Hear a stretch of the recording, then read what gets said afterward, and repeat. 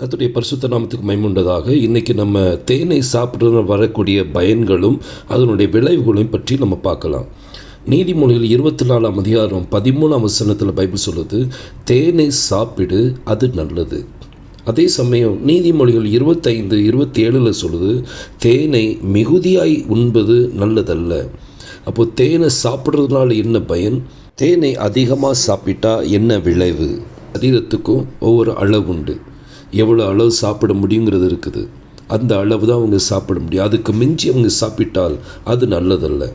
So இப்படி சாப்பிடுறதுனால், தேனை சாப்பிடுறதுனால் வரக்கூடிய பயன்கள் என்ன?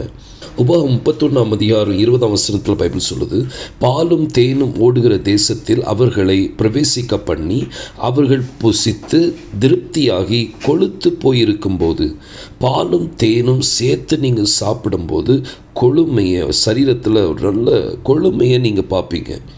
அதே சமயம் 1 சாமுவேல் 14ஆம் அதிகாரம் 27ஆம் வசனத்தில் வேதம் சொல்லுது, யோனத்தான் தேனை எடுத்து தன் வாயிலை போட்டு கொண்டான், அதனால் அவன் கண்கள் தெளிந்தது.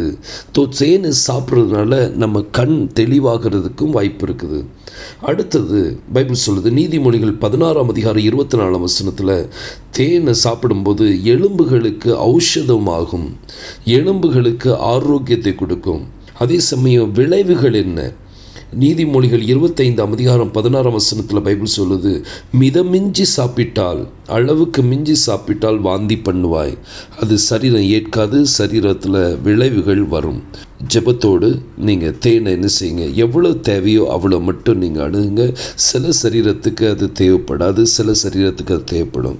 கர்த்தர் உங்களை ஆசீர்வதிப்பாராக. ஆமேன்.